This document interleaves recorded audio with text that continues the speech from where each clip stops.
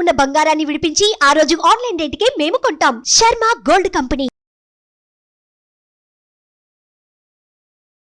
నమస్కారం, సుమన్ టీవీ ప్రేక్షకులకు స్వాగతం. ప్రస్తుతం మనతో పాటు ఉన్నారు శ్రీచక్రపీఠ వ్యవస్థాపకులు, అలాగే ప్రముఖ జ్యోతిష్య పండితులు, మనందరికీ సుపరిచితులైనటువంటి డాక్టర్ ప్రదీప్ జోషి గారు మనతో పాటు ఉన్నారు. ఈ క్రోధినామ సంవత్సరం 27 నక్షత్రాల వారికి ఏ రకంగా ఉండబోతుంది ఏంటనే విషయాన్ని తెలియజేసేందుకు గురుగారు నమస్కారం. శ్రీమాత్రే నమః.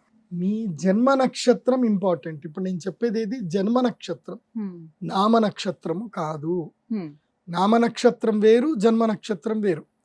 నామ నక్షత్రానికి ఏ రాశి ఫలాలు కానీ ఏ గోచార ఫలితాలు కానీ వర్తించవు. పేరు పేరే, పేరులో కొంచెం బలం ఉండాలి, అంతకుమించి ఏం లేదు. అది న్యూమరాలజీ అనుకోండి. మిగతాదంతా కూడా ఇప్పుడు నేను చెప్పేటువంటి నక్షత్ర ఫలితాలు ఏవవుతున్నాయి నామ నక్షత్రాన్ని బట్టి, నేను చెప్పేటువంటి పరీక్ష ఏవైతే నక్షత్ర ఫలితాలు ఏవైతున్నాయో ఇవి జన్మ నక్షత్రం అయితే తెలుసుకోవాలి. మీ జన్మ నక్షత్రం మీకు తెలియదంటే నా వెబ్సైట్కి విజిట్ అవ్వండి. అక్కడ మీ date of birth, time, place అన్ని కూడా ఎంటర్ చేయండి. మీకు మీ యొక్క జాతకం మీకు ఈమెయిల్లో PDF రూపంలో వస్తుంది. ఇది 500 పేజీలకు పైగా వస్తుంది. డే టు డే రిపోర్ట్ తో సహా వస్తుంది. అంటే ఈ రోజు ఏం జరగబోతుంది, రేపు ఏం జరగబోతుంది అనేది సూచన ప్రాయంగా డే టు డే రిపోర్ట్ తో సహా వస్తుంది.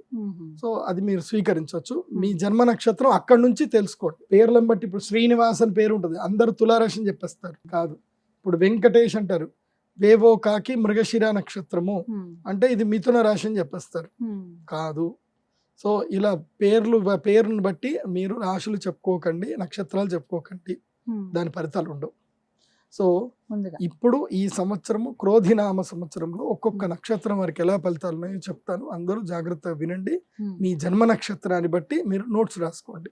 గురుగారు, ఈ క్రోధినామ సంవత్సరం ధనిష్ట నక్షత్రం వాళ్ళకి ఎలా ఉండబోతుంది? శ్రీ గురుభ్యో నమః. శ్రీమాత్రే. ధనిష్ట నక్షత్రం గా గీ గు గే ధనిష్ట.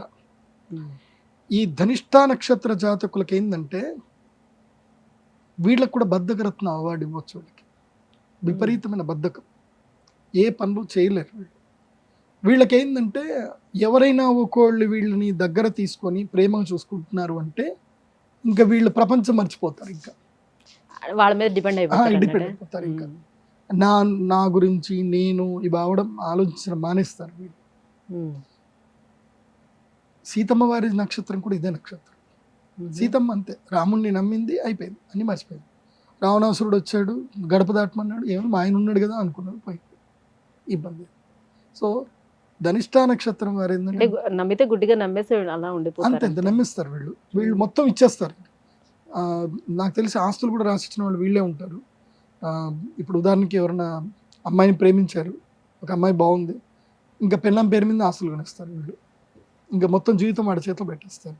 అలాంటి వాళ్ళు ఉంటారు. ధనే నిష్ఠా భవతి ఇది ధనిష్ట అంటే ధనము యందు, తర్వాత వ్యవహార యందు నిష్ఠ కలిగి ఉంటారు.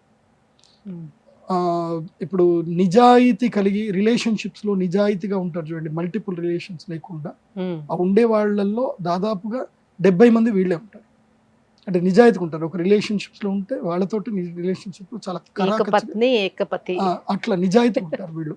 వీళ్ళకి అంత లస్ట్ ఉండదు, అంత జీవితం మీద పెద్దగా ఆలోచన ఉండదు. కాకపోతే కోపం బాగుంటుంది వీళ్ళకి. వాగుడుకాయలు వీళ్ళు, విపరీతమైన వాగుడుకాయలు. కోపం కూడా అలాగే ఉంటుంది. మాటలు అనేస్తారు, చేస్తారు, తర్వాత ఆర్గ్యుమెంట్స్ కూడా చేసుకుంటారు కొంతమంది. వీళ్ళకి మాత్రం ఈ సంవత్సరము భూయోగం ఉంది. భూమి యోగము, ధనయోగము, రాజపూజ్య యోగము, రాజయోగము, విద్యాయోగము, ఈ యోగాలన్నీ కూడా ధనిష్ట నక్షత్రం వరకు ఈ సంవత్సరం. సో వీళ్ళు ఈ సంవత్సరం మంచి యోగ జాతకులు అవుతారు. ఈ సంవత్సరం ఎవరైనా ఉంటే ధనిష్ట నక్షత్ర జాతకులు ఎక్స్ప్లోర్ అవ్వండి, ఇంట్లోనే ఉండకండి. ఇందాక నేను చెప్పాను మీరు ఎవరి మీద డిపెండ్ అయి ఉంటారు అని చెప్పాను. సో అది కాదు గురుగారు, మేము డిపెండ్ అయి ఉండము, మా కాళ్ళ మీద మేము నిలబెడతాము అని చెప్పి మీరు నాకు చేసి చూపించండి. ఇంకోటి ఏంటంటే వీళ్ళకి రూట్ ఫోబియా ఉంటుంది. రూట్ ఫోబియా, వీళ్ళకి దారులు మర్చిపోతారు, వీళ్ళకి దారులు గుర్తుండవు సరిగ్గా. ఏదైనా ఒక దారిలో కంటిన్యూ పైసాలు పోతే తప్ప అది గుర్తుపెట్టుకుంటారు, మిగతాది గుర్తుపెట్టుకోలేదు. సో ఆ ఫోబియా నుంచి కూడా బయటకు రండి.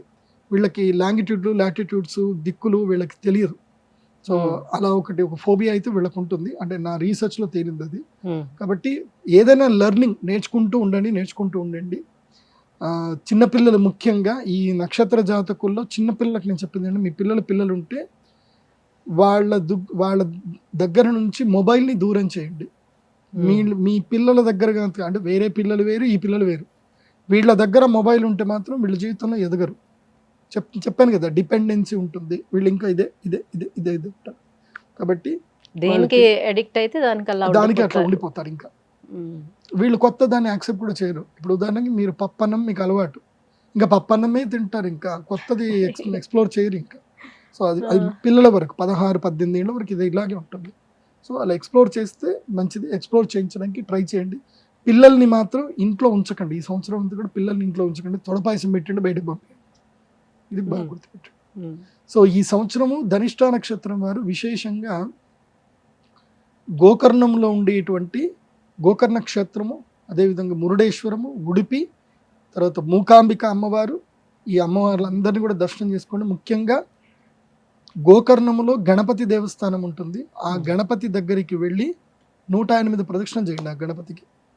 లేదా అక్కడనే గణపతి దేవస్థానం కూర్చొని ఓం గం గణపతయే నమః అనే మంత్రాన్ని 108 సార్లు గట్టిగా చదవండి. బాగుంటుంది. ధన్యవాదాలు గురుగారు.